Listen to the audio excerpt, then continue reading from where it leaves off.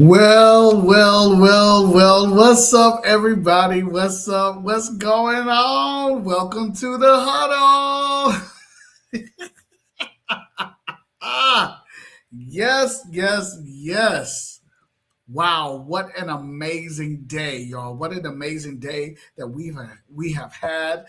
This week has been great. And I am so thankful to see everybody up in here tonight. This is a special day for the huddle. Yes, it is. This is the first anniversary celebration that we're having, and we're celebrating for 2 months. I'm telling you, 2 months worth of celebrating. And so we are excited about everyone being here. For those of you, this is your first time being in the huddle. Welcome to the huddle. The huddle is a place where we speak truth, we speak love, and we have fun. You definitely have fun. And I'm telling you, tonight is going to be just like all the other nights that we've had our guests here directly just giving all of the love and the laughter that we can give. And so I'm so excited. Welcome to my Huddle fans. What's going on? We celebrate y'all too. Yes, indeed. We celebrate our fans as well. Woo! Y'all have been rocking with us for the entire year. And I just want to go down memory lane right quick to see what has transpired. Now, for those of you who are new to us, you're able to respond in the chat, whether you are whether we're streaming from YouTube, you're live in YouTube or Facebook, you're definitely able to talk to us in the chat.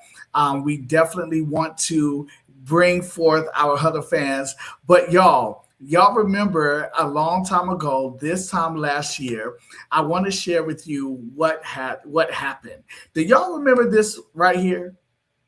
Ah! Yes, indeed, right?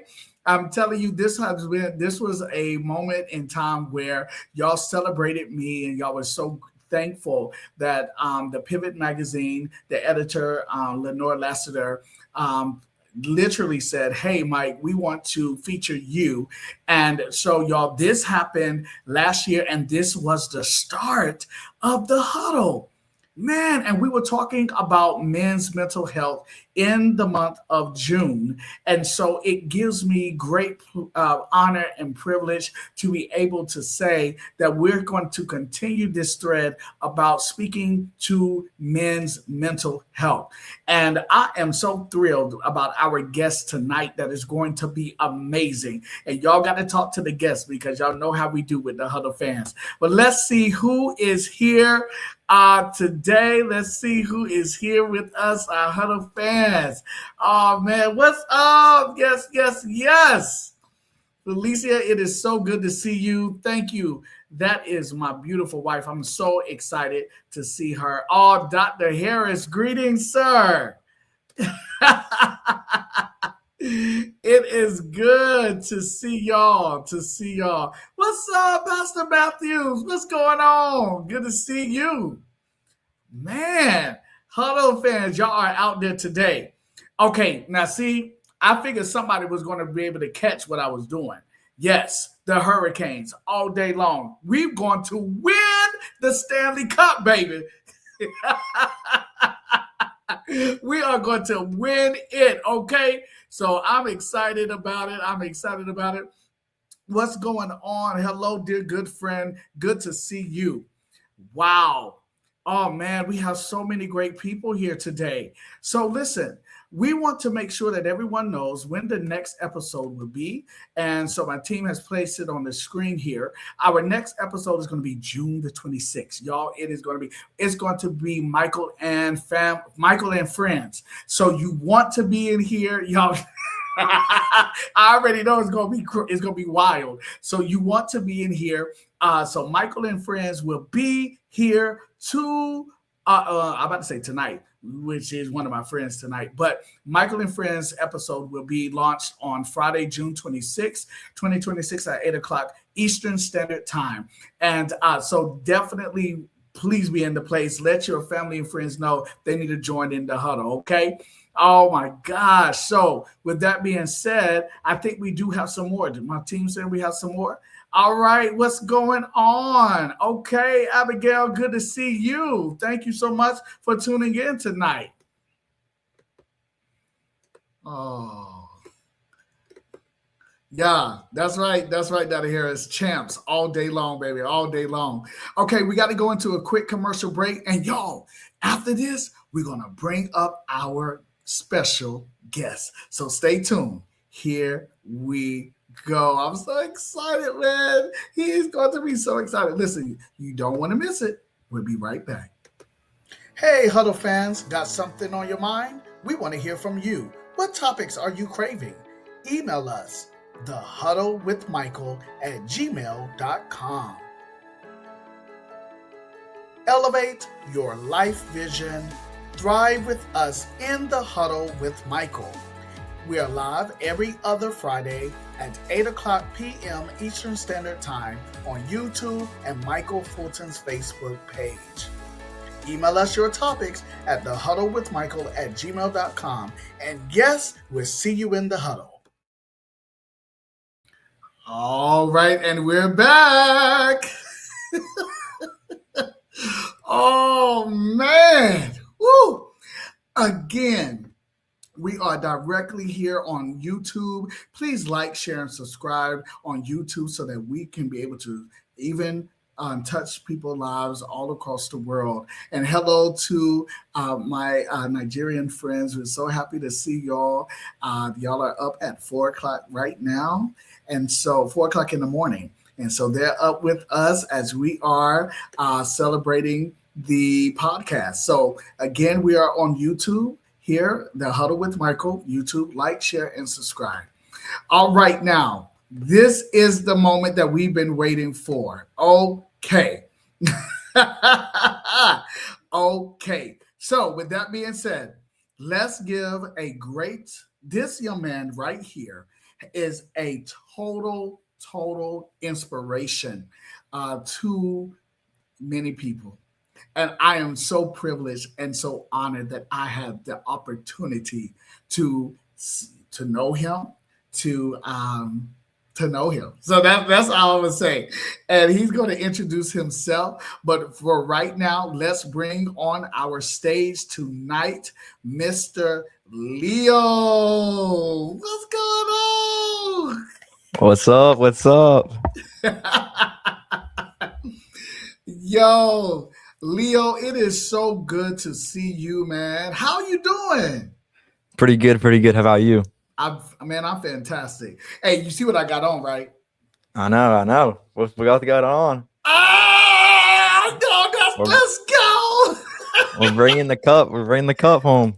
Yes, sir. That's right, man. We are bringing the cup home. I'm telling you. Look, here's hello friend says, Leo. So we are definitely bringing the cup home. The Huddle fans are welcoming you, Leo. So we're so grateful to have you tonight. Tell us a little bit about yourself, Leo. All right. So, my name's Leo. I'm a rising senior at Apex Friendship High School. And I'm a two-time award-winning author. I have my own podcast. I've do public speaking. Really anything that's underneath the mental health advocacy, I've basically done. It's all kind of stems from my story about my injury and being bullied, and so it's just like I love sharing my story and love talking about it and hopefully inspiring others to open up and talk about their struggles as well. Absolutely. Wow. Definitely. We appreciate you, man. Definitely. Wow. Absolutely. Absolutely. And one thing is for sure, our topic tonight and throughout this entire what we call series is celebrating victories.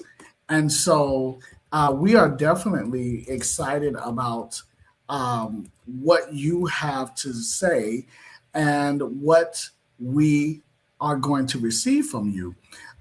You said that you are, so you're 18, right? Yes, yes, sir. I'm 18. Nice. 18 years old, y'all. And you said you are an author. Is that correct? Yes, I am.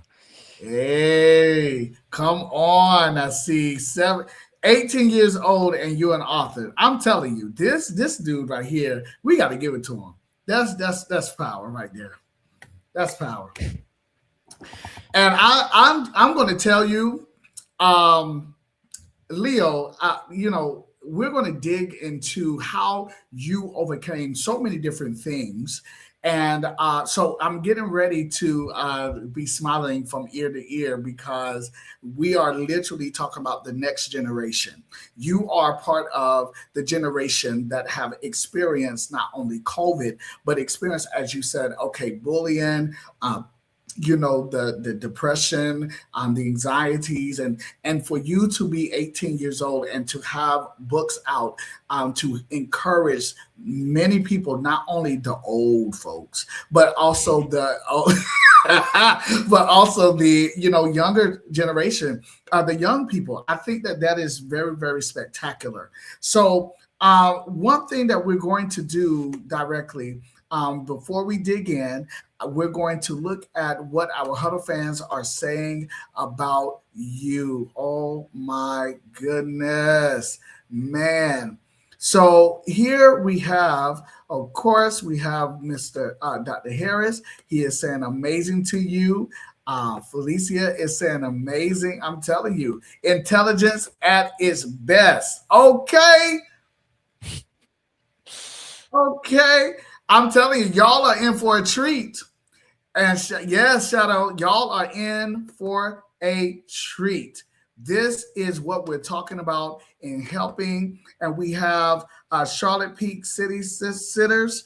That's amazing, son. Love you. Oh, this is sweet. Yes. This is what things we're just moving into. So let's go ahead and get started with our conversation. Now, Leo, we are talking about celebrating victories. And so I want to talk about this topic first.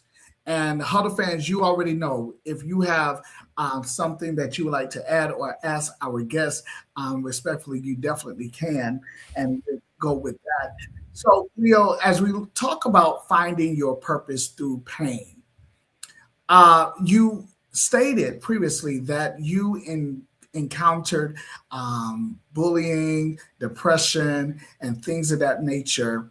And so, my question for you is because we know you overcame depression, bullying, and personal hardships, looking back, uh, what was the turning point when you realized your story could become someone else's survival guide?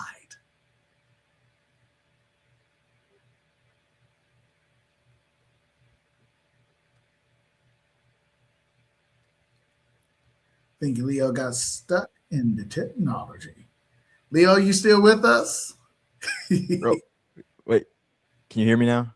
Yes, I can hear you now, All right. but I don't know it what seems just like, happened. yeah, you look frozen, my friend. You look frozen. Oh, let's see. Maybe it will come back.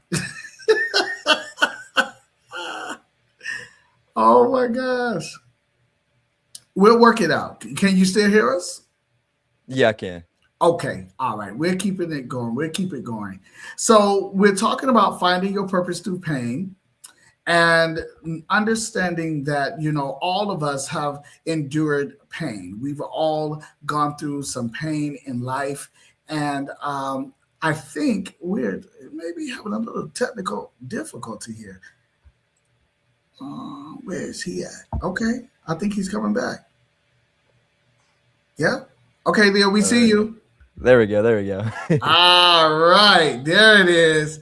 Okay, Leo. So as we get started here, looking back, what was the turning point you when you realized that your story?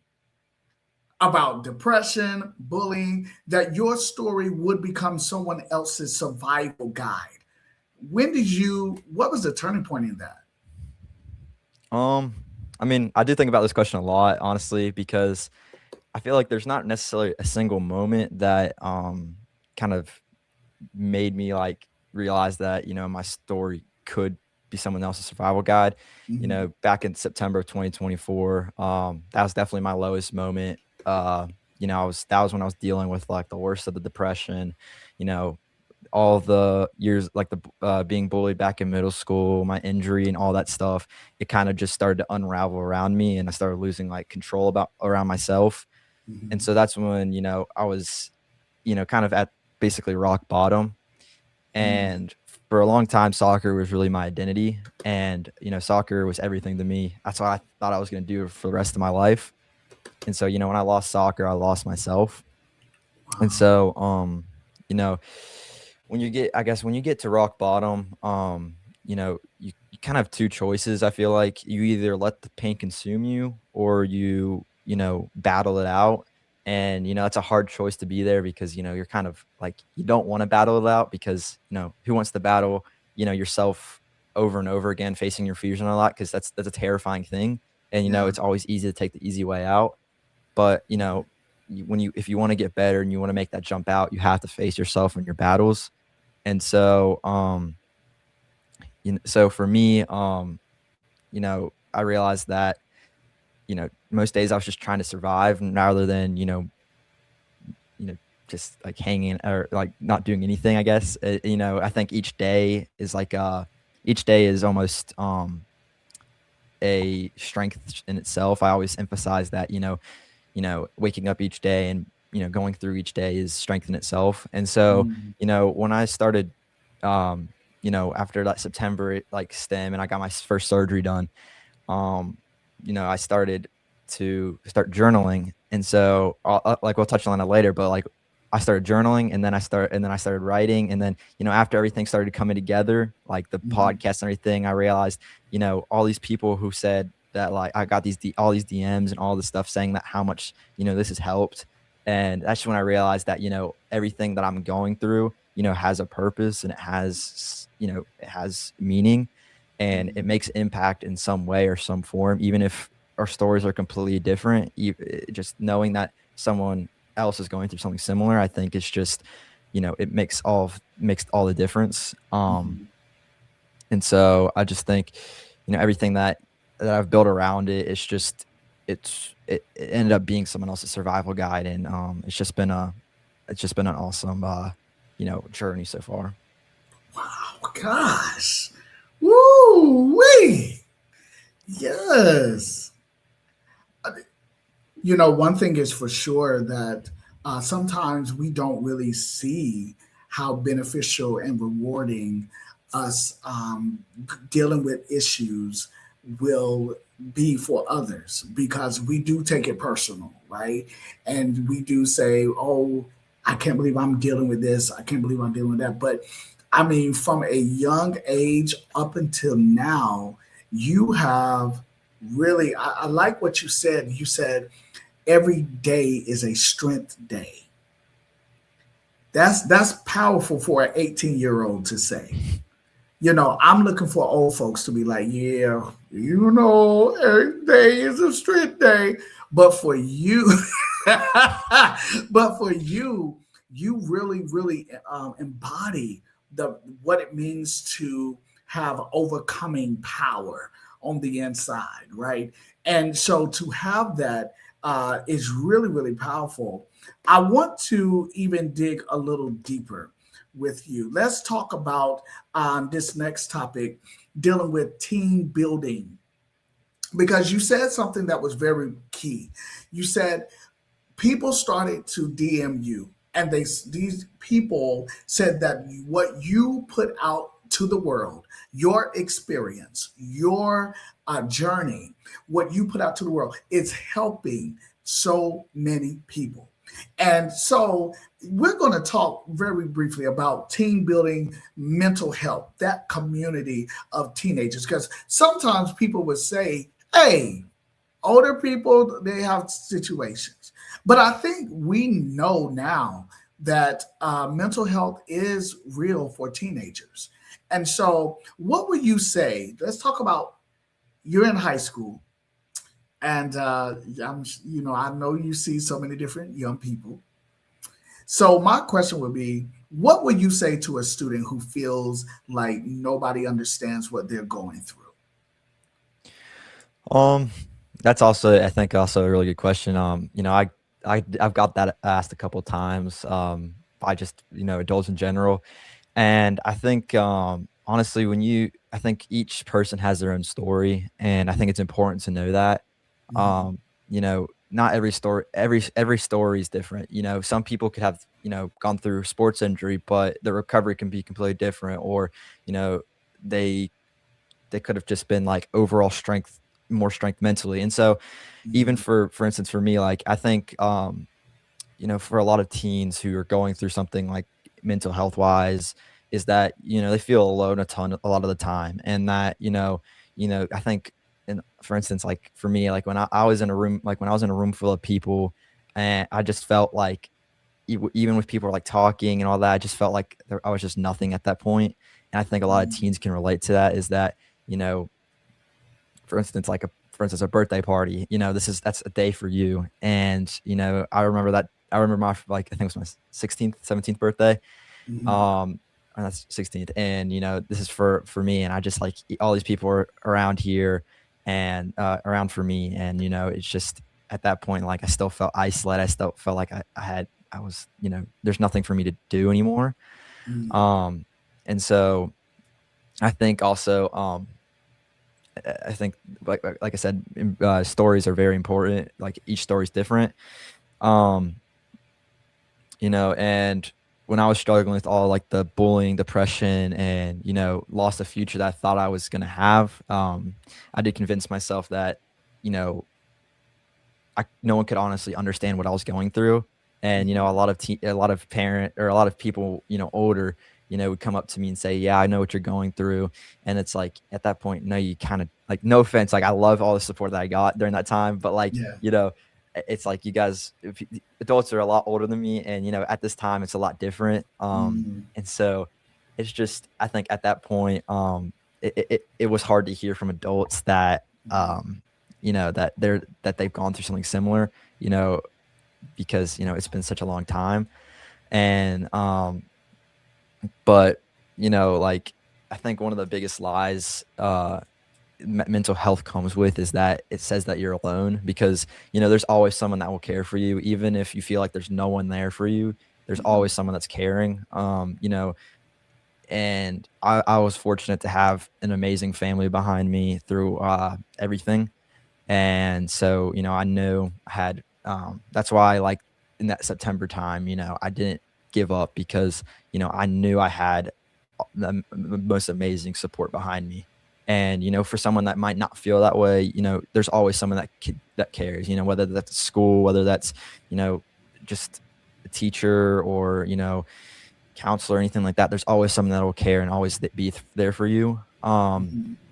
And also I think that, you know, that you're not like, when you ask for help and show you're vulnerable, is that's not really showing that you're weak. I think for, a long time, people just thought that, when you're open up and like being open up and vulnerable, it shows that you're weak, that you're,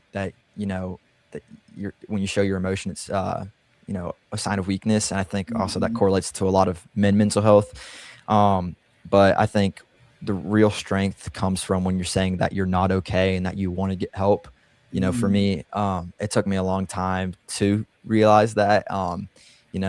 Like, I was very quiet, and I didn't like talking or anything about my emotions, just because, I just felt like it was exhausting to talk about it. But when I realized that, I was not okay, that's when that kind of almost road to recovery began, because that's when, we got help, and we got, different support from, guides. And I think, um, for any teen or even adult, like, I think your first step of making, getting past that first hump in your mental health journey, is saying that you're not okay, even Mhm. though it is hard to say, it's hard to be vulnerable. Mhm. Um, and I just think that's like probably the most important step itself. Um, and so, you know, I think, and also I just think the journey itself, I think if you told me like before my injury 2.5 years ago that I would do all this stuff, be an author, do a podcast, you know, be a public speaker, and like start designing my own website, I don't think I would ever believe it. And I think that goes for every teenager. I think, it's like you might feel like your destiny is one thing, Mm, and it might and that's not how life is. Your destiny is not one thing. You have so much,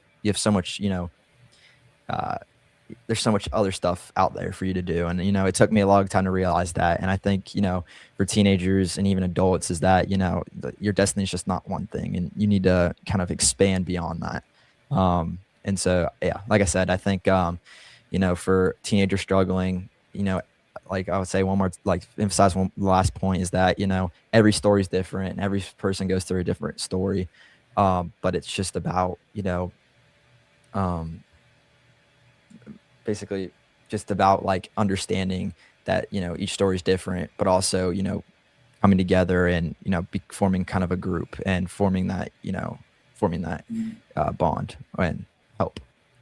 Yeah, yeah, absolutely. Woo, woo, man. You when you talk about literally creating that bond to let people know you're not alone in this, even though you may feel like in your circle there aren't people around who can connect with the inward pain. But sometimes you have to break that circle and have a square or a trapezoid, because there is someone that is literally there to support and to walk you through a journey that you thought you had to walk by yourself. And that is something. Another thing you said that was very keen was, yeah, adults sometimes when they say, hey, I understand what you're feeling, in that moment, it's like, no, you really don't, because I can't believe that this is happening to me. And I have to let me just, man, the Huddle fans are really blowing up the chat here, so let me talk. Let's talk to them. Hello friend says we love this, thank you. Ducks, okay. Leo, That's your my aunt aunt, and uncle right there. Those are my best friends. your best friends right here, we celebrate them. Woo! Hey, and you know what? I have to say, when you were talking about the group, the support team that you have, family, thank goodness that family stood by you. They believe in what you're doing, they believe in your destiny. I like that you said destiny is more than just one thing.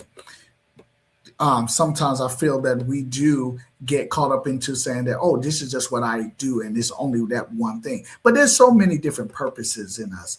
Dr. Harris says every story is different. Correct, young man. Every story is different. What? I'm telling you, this is good. Dr. Let's see here. I think there's someone else. Yes, Dr. Cynthia said, hello, congratulations. Thank you. Thank you. All right. Who do we have? Sharita. Hello, fam. Good to see you. Absolutely. Oh, my gosh. All right. Dr. Harris says celebrate. And he also says great support team. One thing that he said is facts. Destiny is more than one thing. See, Leo, I told you, you're helping people. And here is Aunt Gray giving you a crown, because you are definitely royalty in your own way. This is beautiful. So Leo, as we continue to move, I want to take a little short break here, to show this audience something that they need to see. And so we're getting ready to take a short break. And when we return, you all are getting ready to see something that you do not want to miss. Okay, we'll see you soon. Hey, Huddle fans, got something on your mind? We want to hear from you. What topics are you craving? Email us thehuddlewithmichael@gmail.com. Elevate your life vision. Thrive with us in the Huddle with Michael. We are live every other Friday at 8 o'clock p.m. Eastern Standard Time on YouTube and Michael Fulton's Facebook page. Email us your topics at thehuddlewithmichael@gmail.com. And yes, we'll see you in the huddle.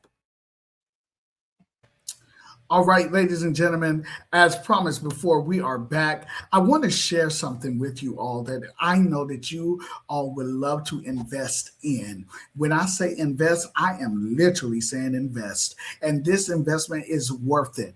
Listen, Leo is an author. He has two books. He's working on his second one. And this book right here, I'm telling you, Golden Threads. Ooh, wee!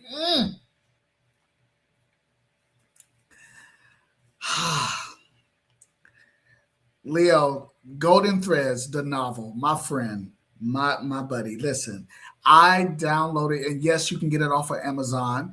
I downloaded it on my Kindle, and I'm going to read just probably one or two excerpts from it throughout the show this evening. But I wanted to let our Huddle fans know that this is for real. You have this book called Golden Threads. So, Leo, would you please give us the honor and share with us what is this book about and how did it come to be?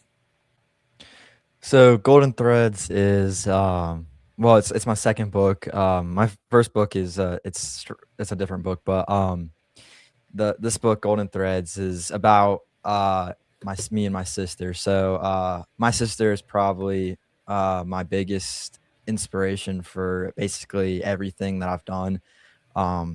She went through something that no woman should ever go through, basically unimaginable, and for her to come out and show that her strength, that was the biggest inspiration for me.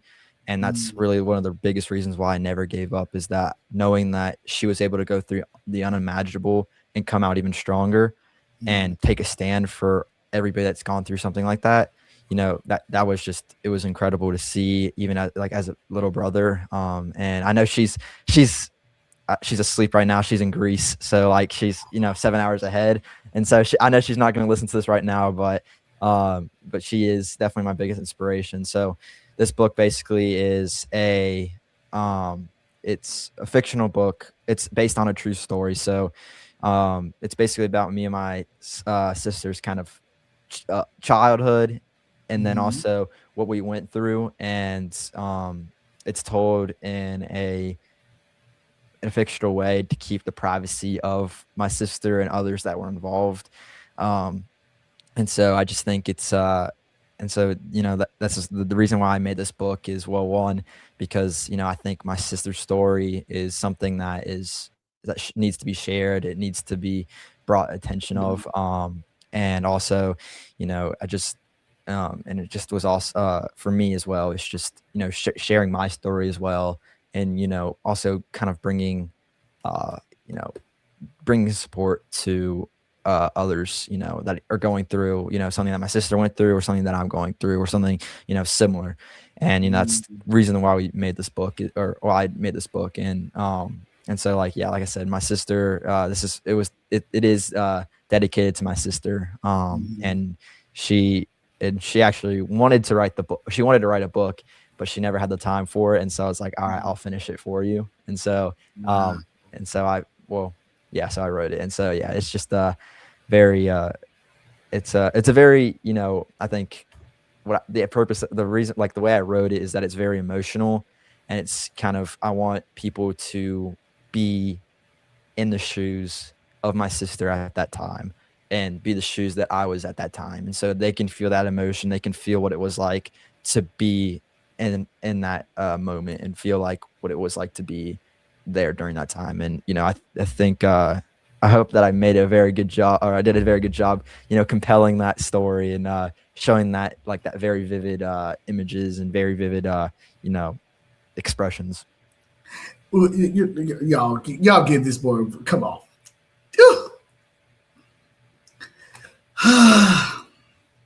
I'm almost like your aunt and your uncle. I am almost trying not to shed tears of joy and just the love, and we can hear the victory of celebrating in your voice. I want to read one excerpt, y'all, and I'm just going to just when I read it, I got stuck, and I was like, I can feel this. And so it starts off, and I'm just going to just read chapter one, just a bit of chapter one.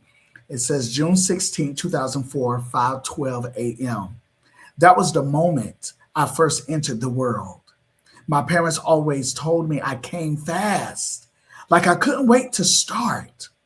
7 pounds, 6 ounces, a perfect balance for a strong frame.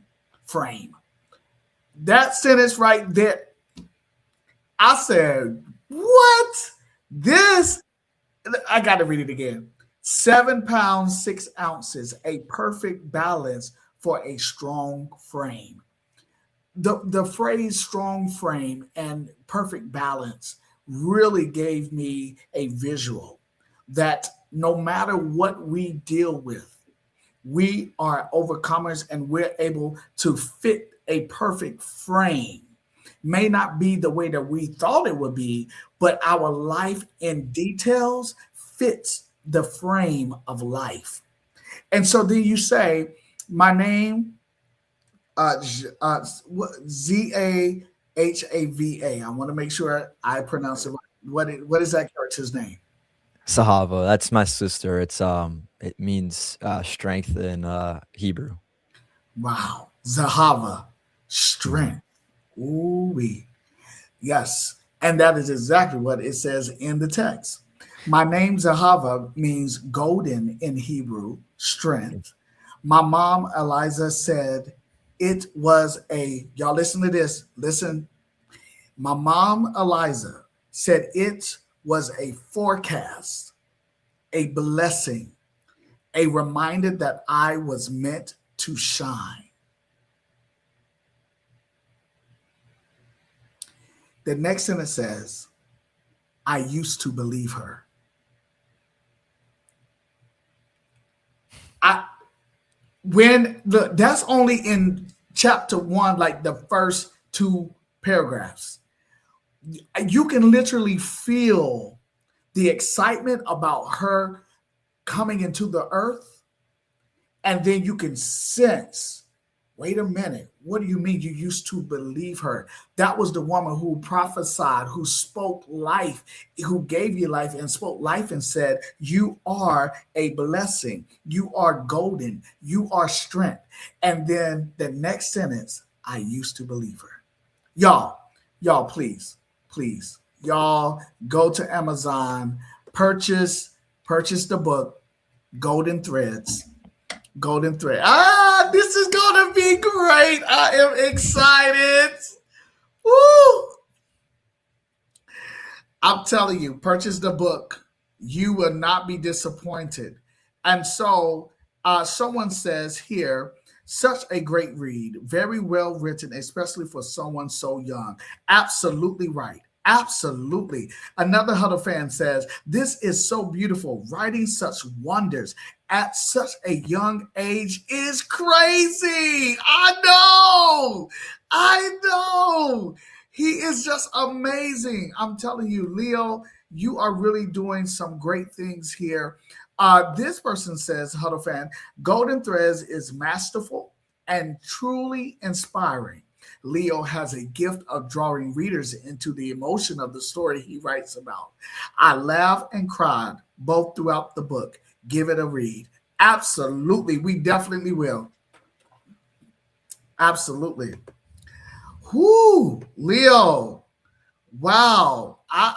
Listen, people are really getting ready to purchase the book. And I'm just so excited here. Someone says, this Huddle fan says, my children are my inspiration. And to all, I'm so lucky to call them mine. Oh, this is your mom, right, Leo? Yeah, it is. Yeah. Okay. That's I was like, wait a minute, let me read this right. Okay, yeah. So, okay, so here, this is Leo's mom, y'all. We're so happy to have her and dad. So my children are my inspiration, and to all, I'm so lucky to call them mine. The book is phenomenal. Purchase it. Absolutely, we definitely will.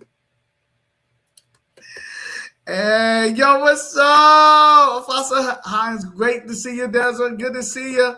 Okay, now let's move on. We got so much more that Leo is going to talk to us about. Now, Leo, we're going to talk about, wow, let's talk about personal growth. Because you've been hitting that around the conversation. And so my question would be, since you have a podcast, right? How many podcasts do you have? It's one, but I have I think 5 or 6 episodes in it. Okay, so yes, you have one podcast, 5 or 6 episodes, and throughout those episodes, you have literally interviewed other people. What have you learned about people, or about life, or even yourself through interviewing other people? I've learned, I think, just so much. I think it's the biggest gift in itself. I think just having the ability to talk to other teenagers and young adults. I think the one of the biggest stories that I learned is that, like I said earlier, there's no two stories are the same. I think Mhm, each person has their own set of experiences, challenges, and perspectives that shape who they are. mhm, Um, Even though like two people are they could be struggling with the exact same issue, they could have a completely different outcome. They can cope with it completely different, and they can grow from it completely different.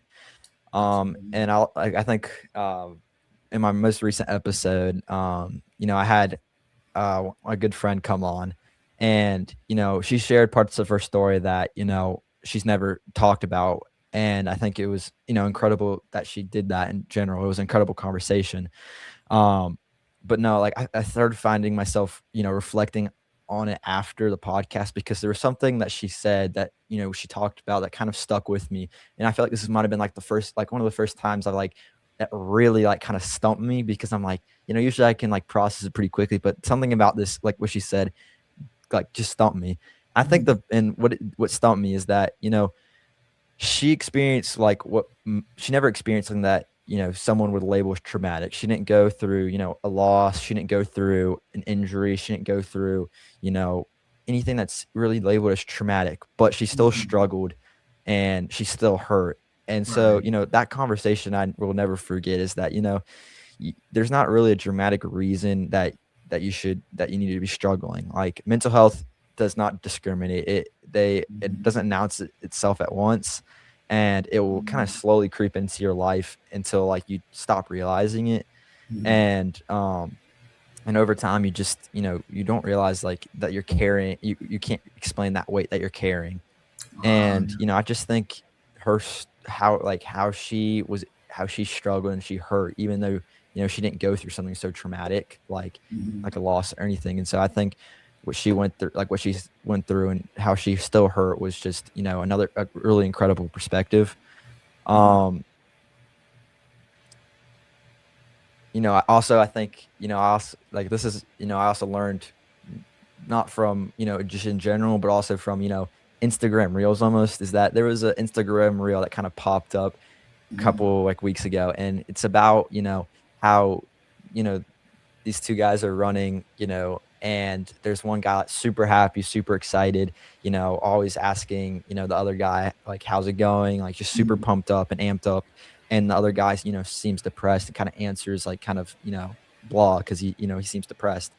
And then, over time, they keep on running, they keep on doing it. And then one day, the guy that's super, super happy is no longer there. And you would think, wait, why is the guy that's depressed not there? And it just kind of shows that, you know, people are fighting battles that we don't know about. And, I think as time goes on and mental health becomes more of that stigma keeps on growing, and that, showing vulnerability is a weakness, I think, that will continue to grow. People kind of put that mask on to hide their emotions, because they don't, like I said, don't want to show their vulnerability. And mhm, just like like this guy who seems super, super happy, super, super excited. He's going through something that you know, he's going through something, alone, or, Mhm. by himself. And I think also I learned that from my podcast is hearing all these different stories and how, I think for instance, my sister is, she, like I said, went through the unimaginable, and, she put almost on a mask to, Mhm. she did all of her sorority things. She, maintained an AB honor roll. She did this dance program, even though she was hurting so bad and she was, you know, just in so much pain, she still pursued and did everything that she could. And I think, that's just one of the also really important. And also I think the fun thing I really learned is, how important it is to be vulnerable. And, Mhm. I thought like sharing my story was just part of my own healing, but, Mhm. what I really didn't expect is how many people it reached. If someone told me, like I said, 2.5 years ago that I made a podcast with no like 4.4 million streams over 6 episodes, I would have never believed it because, it's just something that like, you can't even imagine. And, just knowing that, like, that I'm getting these messages and getting these, DMs that saying that they're making such an impact, whether that's, another teenager or an adult saying that, they shared it with their kid. It's just, it just that's the biggest reward in itself. And like, it's just, like I said, it's just something that, you know, I can't even explain. Just knowing that I'm making an impact based off something that, I went through. And, like I said, I think those are the big three things that I really learned, over the course of, interviewing people and learning about different stories. Wow, that's a powerful. That is right. Let's even keep going with this. Let's move to the healthy coaching strategies. Now, you have mentioned so much in regards to bullying, and there are so many different forms of bullying that people encounter. My question for you, sir, would be how did bullying impact your confidence? Now, this is going to be a two-part question. I want to start with how did bullying impact your confidence? Let's start with that. I think bullying, you know, in itself is just something that I think no one should go through. Mhm. And, for me, for my confidence, when I look back on it, it's hard to say how much, bullying made it like a big issue with my confidence. I think in school it did, but outside of school, I was still had soccer to kind of keep my confidence up and having all these people around me to give me that confidence. Mhm. But I think especially at school, being the target for something that, being Jewish is like, like no one should be targeted for their religion or just in general, no one should be targeted for anything Mhm. and like that. And so I just think, it was so hard to, go to school each day and, act like I'm totally fine, even though each every time I'm sitting in the cafeteria, someone makes a remark, or they're, say something like, like even going into detail about it, like still kind of, gets me like it's like kind of gets me up and like kind of upset. But like, being told that like I should be thrown in a gas chamber because I'm Jewish, like, or that they're gonna come to my house and gas my family because we're Jewish. It's just like that kind of stuff is just well, one should never happen in general, but Mhm. also, you know, that just kind of destroys like your kind of like I said, it destroys your confidence in Yeah. yourself, knowing that like you can't even like be your own person, or you can't even like show your own religion because you know like people are out there that are like discriminating. I think that and that goes for I think not just anti-Semitism. I think it goes Mhm. for, African Americans. It goes through Mhm. like Islamic people, Hispanic people. I think it goes everywhere. And I think that's just, that's just all the hate in the world. Um, and so I think, but as like we continued into, you know, my injury and when I lost soccer, all those I think that bullying left a lot of scars that, Mhm. kind of got covered up because of soccer. And so when I lost soccer, those scars began to open up again. And that's when, not only the injury kind of started to like to start like showing up in my life and making like it like it being an issue, but also that bullying from back in middle school starts to show up. and Mhm. and those scars that were covered up by soccer, you know, like I didn't have soccer anymore, so that's when everything I think began to unravel, and that's when I really started losing confidence. Like I said, I don't think I necessarily lost confidence back in middle school in that Mhm. way because of soccer, but like I said, once I got to my injury and lost soccer, that's when I think everything began to unravel, and that's when I lost my confidence. Oh man, and that is so important. As you said, no one should have to deal with bullying of any sorts, especially with their religion, with their even in their mindsets. Because we all come into this world with something different, and the difference is the beauty of who we are. And so I would ask you this question. So, what advice would you give to students on how to respond without letting what the bullying does, like define who they are, you know? That's a I think that's a very deep question because, when I look back at it in that moment, I really didn't have a way to respond. For Hmm. me, I'm sensitive, but I'm very careful in what I say. I think I've picked that up, from a lot of, family is that, I think I'm very worried to retaliate. Hmm. Actually, I had this conversation with my aunt that's here, and we talked about like we both are very similar in that way that w- when someone says something rude to us, we kind of rather than fighting back, we back down because we're worried that we're hurting the other person.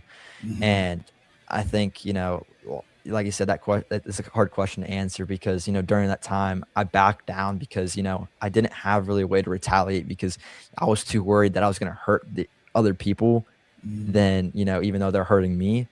Hmm. And so, when I look back at it, I still don't think to this day I would retaliate. I just that's not who I am. I'm not someone to retaliate and say something back. But I think what I would have done better is that, this bullying started, like before my mom figured it out, she figured it out, I think 3 weeks after, it began. Hmm. And, I think going back at in that time, I think, you know, if I was and that's like a student that's going through that, I would share it sooner than later because it does get, if you don't share it, it gets worse and worse. Hmm. And to the point where, like for instance, I had to get sent to be homebound because, I couldn't be at school anymore just because of everything that was going on.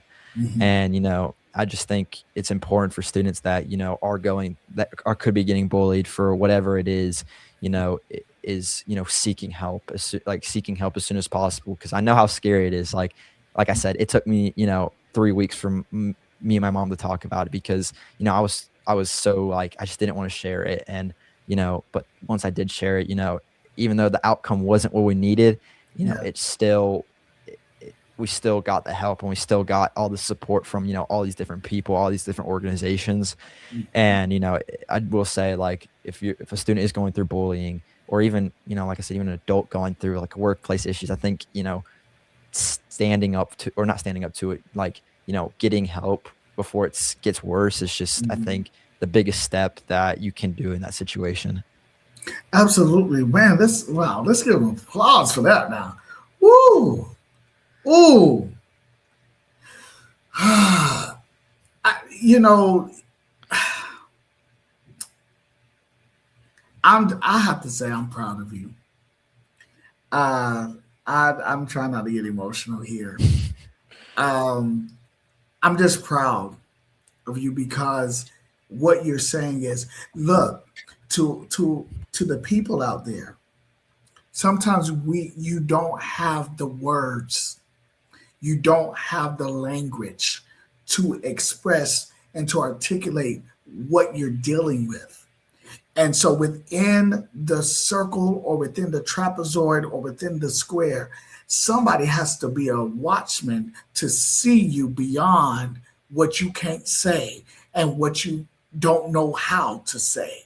Someone has to see. And your mom was that one who was able to say, "Hey, I noticed this about Leo," and you and her were able to communicate about the trouble of being bullied, and then on top of that, excuse me, on top of that, the way that you said, okay, I couldn't give out, I didn't have the words, I didn't have the language, but I knew down on the inside that I had to get help.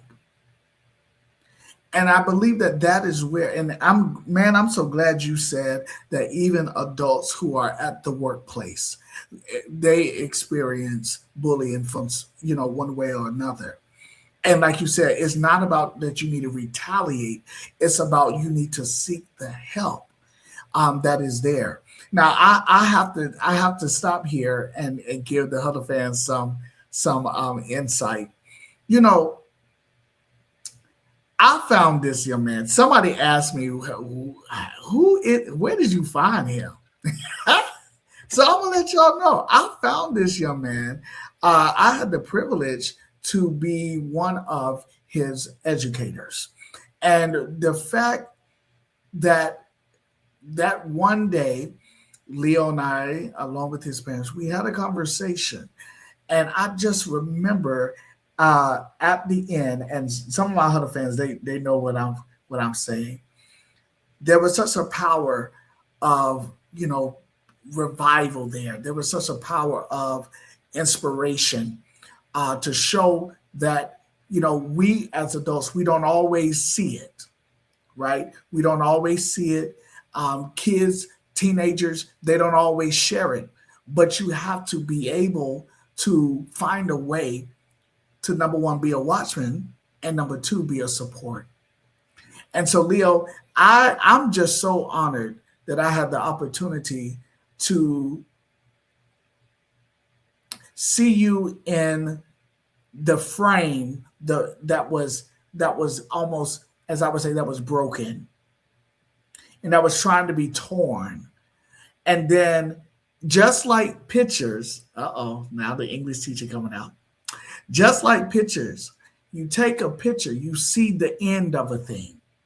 You see, for you, from your perspective, you couldn't see that you would be great or that this would be an inspiration to someone, but somebody else did.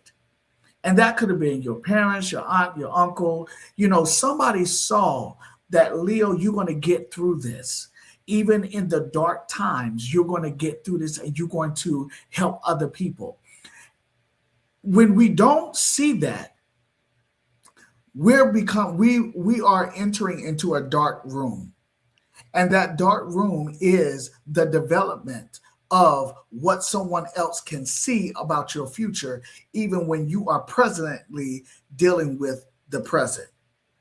And because of that, the word of what your mom said, or what your aunts and uncles or other people who spoke into your life and said that, hey, you're going to get through this. The word that they spoke gave you that inward power. So I'm just so thrilled that you were able to share this with us.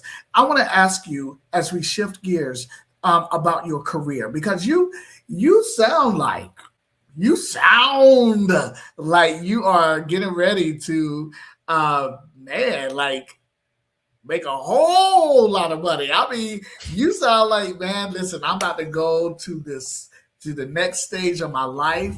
I figured out that I am a wealthy individual, not so much about money, but you're wealthy in knowing who you are. You're wealthy in knowing that you have overcame and overcome so many different things, and it helps people. So let's talk about career goals, my friend. You said to me that you want to be a nurse. Now, my question to you is, what inspired you to be a nurse? What inspired me to be a nurse is that I think, like I said, originally, I think, I wanted to be a soccer player. Like I said, 2.5 years ago, soccer was everything. Mm-hmm, And, what kind of shifted, I think, wanting to become a nurse is really, being a patient. mm-hmm, Obviously over the past 2.5 years, I've spent so much time in different doctors' offices or hospitals, all these different medical appointments. And, after like my injury, like I started, kind of navigating how overwhelming the kind of healthcare system can be. Hmm. And, what really made an impact on me, even like I think specifically during my surgeries, was, I've always like originally I wanted to be an orthopedic hip surgeon just because, I've gone, because of the hip issues Yeah. and going through this injury, like I wanted to, do something that related to my, injury and specifically like for my career. Hmm. And, I mean, when I started asking surgeons, "Do you enjoy your job?" Surgeons don't have like, at least for the surgeons I had, they had Hmm. not a lot of personality. And, they were like, like I said, "Do you enjoy your job?" They're like, "Yeah, it's all right, just a lot of school." I'm like, but like, it's like I was like, "I wanna be it, like, can I shout at you?" And they're like, take it up with like a supervisor. Like they just weren't, excited about it. And then, Hmm. when I was talking to a nurse, it's like, do you love your job? Do you like, enjoy your job? They're like, I love it so much. I wouldn't change it for the world. Like they're just so happy and energetic about it. And, Hmm. and that's kind of where I started to fall in love with nursing. And, as I developed, this whole mental health, advocacy and all this stuff, I started realizing that, you know, I could be an orthopedic hip surgeon and bring that kind of compassion that I think surgeons need. But Hmm. also, I think nursing kind of fits my kind of, I guess, criteria and myself better because, I've had met so many nurses that have such a, you know, that they're more about compassion and humanity rather than, just treating you as a patient.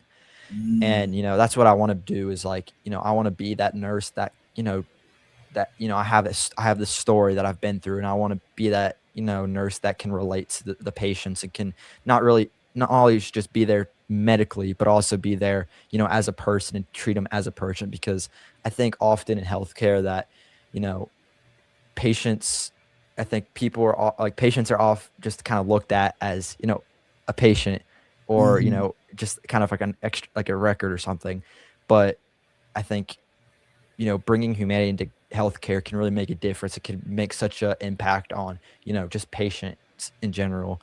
And, when I do think about looking back at like, for a long time, I think I've talked this with all my families that, like I said, surgeon, like it's like, why is the surgeon kind of like you kind of like anytime I kind of bring anything up, he just kind of disregards it. It's like, you know, when I think about it, is that, surgeons necessarily aren't there to be your friend. They're kind of there Hmm. to see you as a puzzle piece. And, Okay. I think, I kinda learned that actually at a show and during a Mhm. show is that, surgeons are more looking at patients as puzzle pieces because you wouldn't want a surgeon to look at you as a friend because that could influence what happens to you. Mhm. And, even though that it does suck, because these guys and girls are doing, a surgery that could, alter something for your life. Right. I just think, um, it's not necessarily their job, I feel like, and that's kinda where nursing comes in is that I think, I think nurses is that, bringing that compassion and that into healthcare is just so important. And, I've talked to v 2 incredible people, and they're very, very decorated nurses and doctors, or one of them's I think both of them actually have PhD in nursing, so they're doctors in nursing. And, you know, this is kind of and that's where, like, I started really getting more excited into nursing is, hearing that, how much compassion makes in healthcare. Like, for instance, Mhm. this doctor, his name's Dr. Cunningham, and, I think his story is incredible. He originally went to clown school because, that's where because he didn't his dad was or his father was in healthcare, and he said, "You're gonna get drained out if you go in healthcare, so do something else." So Mhm. he went to clown school, which, a lot of people are like, "Is that real? Like, is clown school actually a thing?" I mean, I guess it is because I thought the same thing. Yeah, And I was about to so, ask you, is that for real? Okay. yeah, and so he became a clown, and he did I think it was Clowns Without Borders, and basically he would travel to all these rural countries and, bring joy to these sick patients. And, Wow. um, and so I think, and he said that's kind of where his passion for nursing began because he's like, if seeing these nurses, they're doing something like obviously his job as a clown is to bring people joy, Right. but at seeing a nurse do the same thing, he's like, so I can do the same thing, and so that's where he became found that passion, and especially in compassion. That's where he advocates for compassion. So like he's authored a book, and he does all these public speaking events about compassion, and Mhm. that's where I really began like falling in love with nursing, realizing that my story can bring so much compassion and so much humanity into healthcare. And that's exactly what I do. It's like, obviously I want to do a job that, is it that, helps people, but it's also, I Yes. think, how it's so important to, like I said, bring humanity and compassion to healthcare because, these people are going through a dark moment in their life. And, for you to kind of be there like, but or be there like, be by their side and act like they're human just makes Mhm. such a difference because that made a difference for me, going through 2 surgeries, like, these nurses coming in and being so friendly and so like, talking to me, being just so like amazing. It's like that really made a difference for me in my recovery. And so that's what I wanted. That's why I kind of fell in love with nursing. Wow. Oh my gosh. Yes. Woo! Yeah, I'm telling you, listen, let's definitely give a shout out to the surgeons and the nurses because they really, really are um, helping people on an everyday basis. And so, as we're getting ready to come to a close in our session with the one and only Mr. Leo, uh, listen, we have just a few more questions, and I am just excited about what you are doing, young man. I truly am. And how old are you again so that people can know? 18, 18, y'all. And wait a minute. How many streams do you have? You said it was 4 point what? 4 million. 4 million. 4 million. Like MILL. Yeah. Yeah. I won't lie, my Man. sister's episode carried most of those streams. My sister's episode, you know, it was a long one, but her episode made such a big impact, and I credit all those, basically most majority of those streams to her because those are like that is like a big chunk of everything that all that like those like kind of fame, I guess. Hey, absolutely right. We definitely salute that. Definitely salute it. I tell you. Well, my team is saying we have to go to a commercial break, but we will be right back, and we have just a few more times of questions with Leo. And y'all, we are so excited that you're here. All right, we'll be right back. Don't go anywhere, but yeah, go somewhere for 30 seconds and come back. All right, see ya. Hey, Huddle fans, got something on your mind? We want to hear from you. What topics are you craving? Email us thehuddlewithmichael@gmail.com. Elevate your life vision. Thrive with us in the Huddle with Michael. We are live every other Friday at 8 o'clock p.m. Eastern Standard Time on YouTube and Michael Fulton's Facebook page. Email us your topics at thehuddlewithmichael@gmail.com. And yes, we'll see you in the huddle. And we're back. Welcome to the huddle. Oh my gosh. Listen, y'all need to share this, share this, share this because this young man is on fire and he is really impacting lives at a young age. And we definitely want to support him and be his backup crew and say, Leo, go all the way. Leo, what school? I know I didn't ask you, but what school, what university do you want to go into? UNC Chapel Hill is the dream, and that's I'm hoping I get into it because I know how hard it is to get into that school, but that's the dream, and I'm hoping and praying that I get there.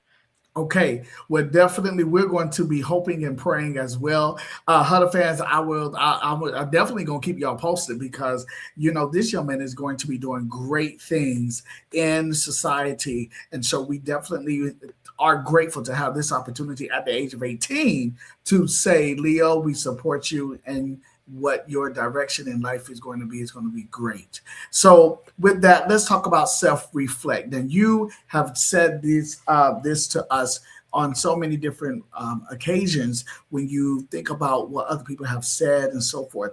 But here's a question that I want to ask you: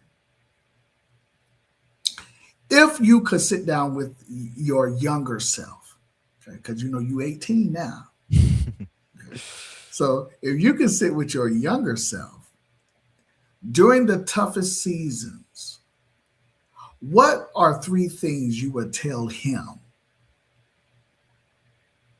Mm, Yeah, I when you told me about this question, I think I just thought about it super like I just because I asked that same question in my podcast. Well, not very similar question, and mm-hmm, I've always actually wanted to answer it myself because usually someone else is answering it, and I think if I could sit down with my younger self during this the toughest season, I think the first thing I would tell him is that soccer cannot be your entire identity.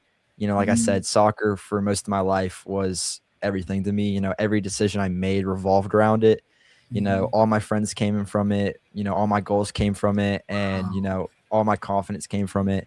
And a lot of my self-worth came from that.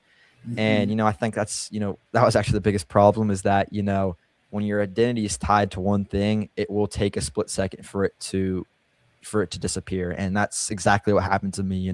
Playing soccer, and then 1 second, pivoting, and the next second I'm on the ground in pain. And I think that, and also that just correlates to, I think, anything is that it's really just you, you got to find something beyond your main passion.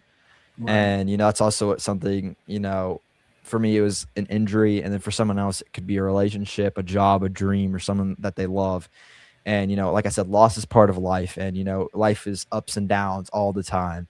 And but I would tell like him that build passions and interest around soccer, because you're one day you will need them. And what saved me wasn't replacing soccer, it was discovering, I think this is the biggest thing I emphasize, is that it was discovering that there's more to life than just an athlete. And like I said before, is like when I was going through that dark moment and trying to get out of that, I had to face that I'm not longer a soccer player. And I had to find my way out of that and realize that there's other stuff in life for me to do. And Mm, that is a very hard realization, because like I said, when you have yes. something that that's been basically your life, it's hard to Mm, be like giving it that up and realizing that that's no longer really, that's not who you're really going to be. um and then also, I think one of the biggest things, not really just in general, is competitive sports. Is like, I honestly think competitive sports are almost becoming a form of a drug. Is mm, that I think people don't really talk about it enough. If enough, is that as you climb higher in sports, as you're getting better and better at sports, and these levels keep on expanding. mm, These all these kids are gonna want to get better, and they're gonna dedicate all their time to it.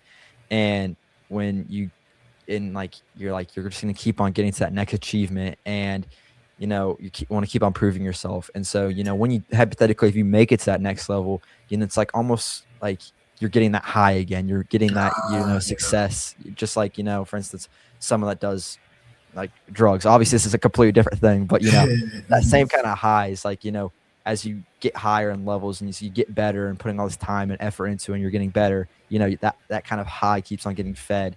And that's kind of mhm, where I think that's when people began to intertwine their identity much more. And mm, you know like I said, it's almost addictive, because like I said, your identity becomes that sport. And mhm, I wish I did understand that earlier, because I think a lot of this time I would have gone around a lot of the stuff that I went through, because I would have found other things. mhm, um and then the third thing I would really tell them is that life is going to hurt than you can imagine. I mm, think you know if you if I could sit down, like I said, back in time, and say, like, you're gonna go through some really, really crappy stuff in the future. And you're gonna face severe depression, severe anxiety, You're going to Mhm. go through panic attacks, sleeping disorders, eating disorders, suicidal ideations. But, and you're going to go through bullying. You're going to lose something that you never thought you could lose. Wow. And you're going to spend nights like wondering if things will ever get better. But, like I said, you're going to, but you're going to survive every single moment. And, um, like like what feels like the end of the world for a lot of people, like I said, during that time, it really was, it actually becomes the foundation of what you become.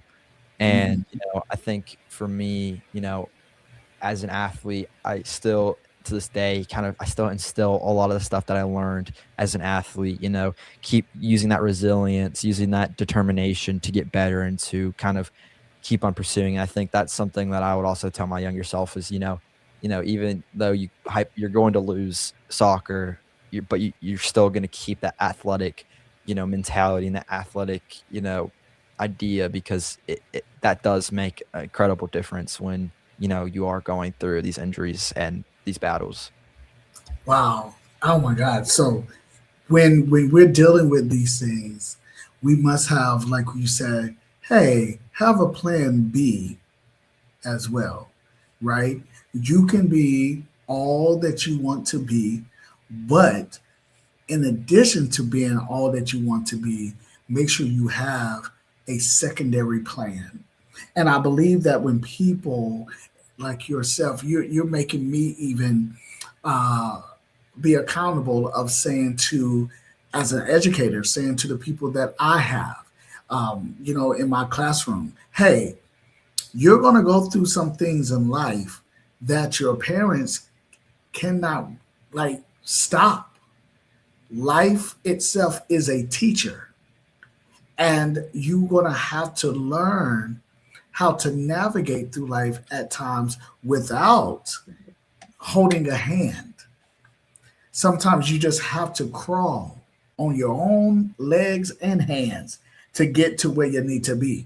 And that is where, when you get, like you said, those dark times and those dark days, man, it there's so much encouragement, but it really took you to be open to accept the encouragement to move forward, because some young people and some older people, they actually stay stuck, because they don't have that within them to move forward.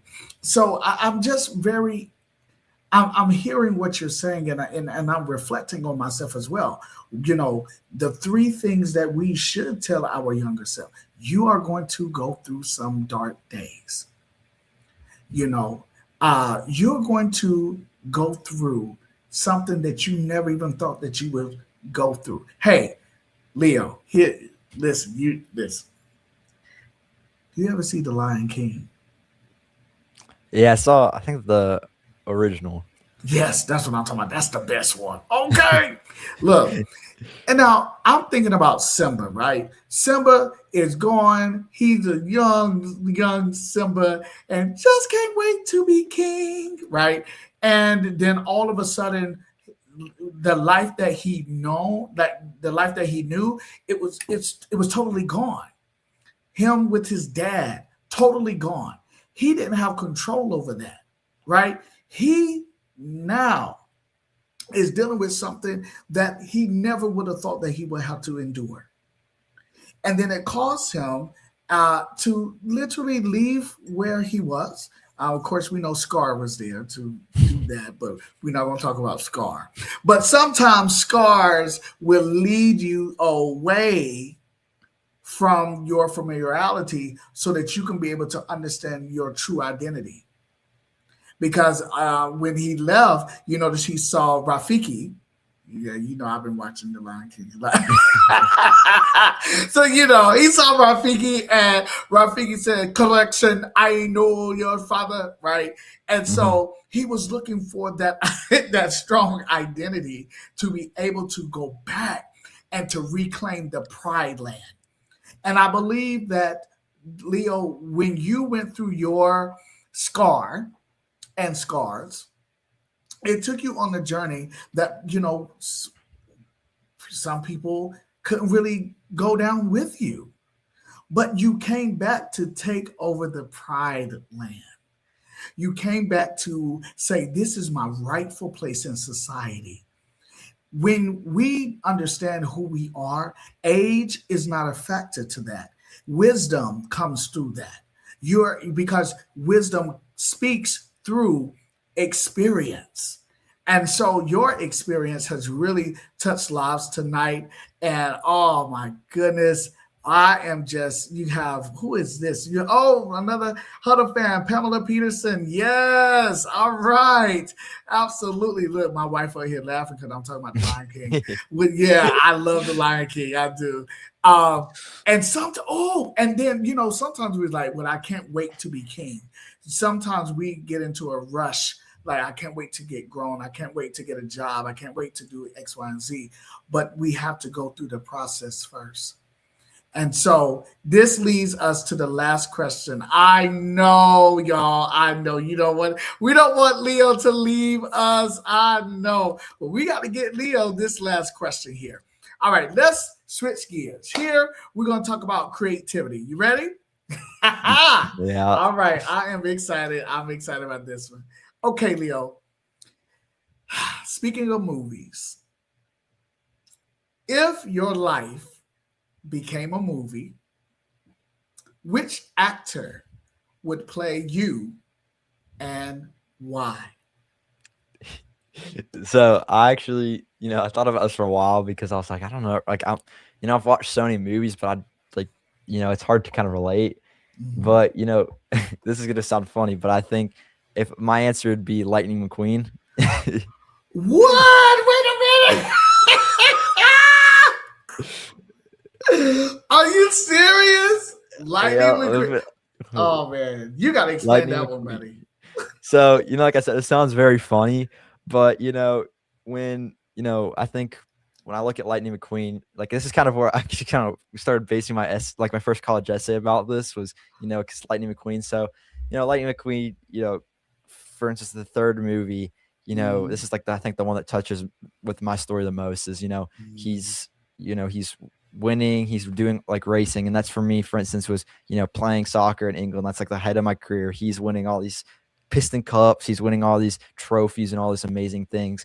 And, he starts winning all this stuff. And then he like he starts, and then these new cars show up. And that's kind of mm, where, you know, when I started, playing these higher level players, I started to push more and save for him. He started to push to his limits. And then, mm. when he hit his limit, he crashed. And same thing for me. I crashed when, he crashed, I crashed. And, Oh wow. he got kind of rebuilt. Mm, And same with me. I got rebuilt with all my surgeries and stuff, and, rebuilt with all my mental health battles.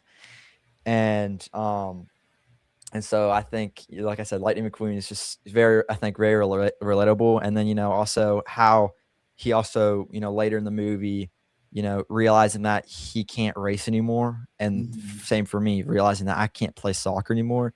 He started to, begin to coach or, be the crew chief. And same for me, I started to, open my eyes up to different things like, you know, all this mental health advocacy. I began to become a soccer coach, even though it was hard to do. That's why I always choose Lightning McQueen because his story is like I think shows resilience, shows identity, the ability to change. And I think a lot of people are like still like a lot of people when I said Lightning McQueen are like, what's he talking about? Like because like it's like a child, it's a childhood movie. It's there. You don't really think too deep about it, but when you I think when you think about what he's been through and what he was able to come back from, it really does I think show like resilience. It shows, I think the idea of his character was to, mm, show resilience in some sort of way. And that's why I would say Lightning McQueen, because like I said, being able to bounce back from everything that I went through, just like Lightning McQueen did. And like I said, and also Lightning McQueen has been basically like, he's been my guy since birth. Like, all I had, I have pictures with like Lightning McQueen holding a Lightning McQueen. I can recite the whole movie, I think all What? both first and second movie. I love cars, and so it's like he's like I feel like he's one of my biggest like almost mentors, just because of how much of an impact he's made in my life, just based off obviously loving the movies, but also like kind of digging deeper into his Mhm, character himself. mhm, mm. Woo! My gosh. Lightning McQueen. Okay, look, Doug said, let's look at Doug said, cars all the way. I know that's right. Man, you know what, Leo? This has been such a phenomenal life celebration uh, episode tonight. I am so thrilled, man. I mean, you have really given us. Y'all need to go watch Cars. If you have not seen Cars, y'all need to go see it for real. For real, I'm telling you, go see Cars. Cars, yes. Okay, yes. Go see. I know, like Go I see. know a bunch of people are like, when I say like people ask me what my favorite movie is, I'm like Cars. They're like, I've never seen Cars, and I'm like, you just ruined my whole day. I'm like, Cars is like the best movie to ever Exactly. be created. Yes. Like how y'all not how did y'all miss Cars? Oh I my know. goodness. I mean the Lightning McQueen and oh listen, that not I'm not even gonna get started because I am going to go back and watch the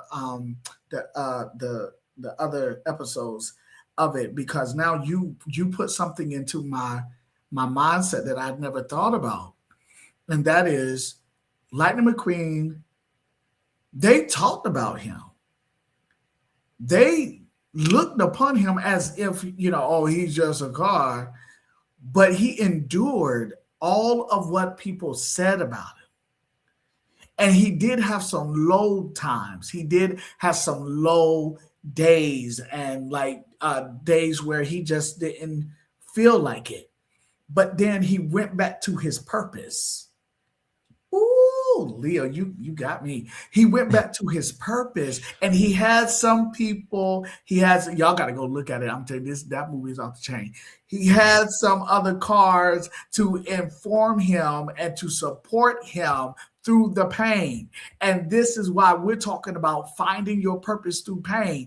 Pain is inevitable. We're going to have it. We're going to experience it. But it is not about can you identify your pain? It is about can you go through it and understand that you're going to reign. REIGN. You are going to be that person that is wiser, that person that is stronger, that person that is able to help others. And you're going to use your scars as a moment, as a testimony, as a witness that you can do it. You can become the greatness that is within you. Leo, man, you got me ready. I'm telling you, you got me ready. And this is the way it is. You may not have anybody in your circle who can identify what you're dealing with. But if you break out of that circle and start creating a triangle or creating a trapezoid, creating a rectangle, there is someone who is able to understand, connect, and help you through your pain so you can find your purpose because you have to at the end of the day celebrate the victory, and that is exactly what we all about. Yes. Whoo, I'm telling you. Well, Leo, as we close today, I think we got some Huddle fans that are saying some things, and I'm going to give, yeah. All right. So here, Leo, we have, Doug saying, we are so proud of you, Leo. You're truly an inspiration, and we love you. Love them too. Like I said, they're my best friends. I love them. I can't wait to see Oh, them soon.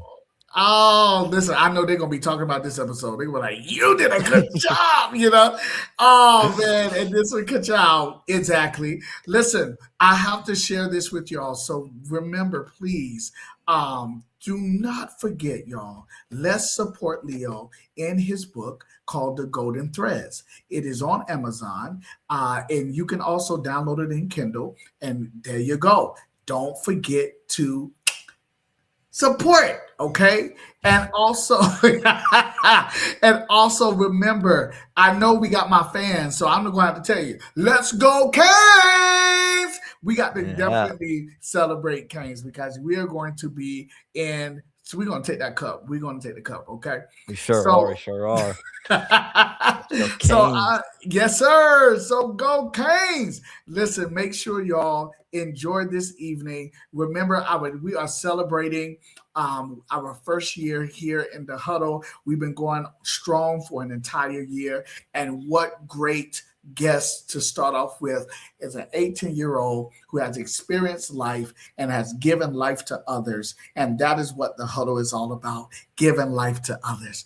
Now, the next episode is Michael and Friends on Friday, June the 26th, 2026 at 8 o'clock Eastern Standard Time on Facebook and YouTube. Please make sure that you be there because my friends are going to be there. And y'all know I'm already excited. And so we're going to we're going to have fun.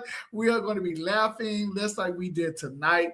This has been a phenomenal episode. So, Leo, do you have anything that you would like to say to our Huddle fans tonight, and even to your family that are watching? We're so, hey y'all, we're so happy to see that they're here. So, Leo, do you have anything you'd like to say before we exit our session tonight? Well, I want to thank Mr. Fulton for giving me the opportunity to do this. I will say, I was like, I think about all the teachers. I'm like, Mr. Fulton's probably been the biggest like inspiration to me. Being back in, like I said, being back when I got bullied. His words that he told me like stuck with me to this day. And like I said, Mr. Fulton's probably been my biggest teacher inspiration. Probably my favorite teacher. And then also, like I said, I want to thank all my family and everybody that came to support. It was awesome reading all the comments and all the support and all the love. So I want to thank you guys so much for allowing me to talk and, letting me share my story. So thank you so much. Oh man. Oh well, listen, we are so happy that you took out time, your family took out time.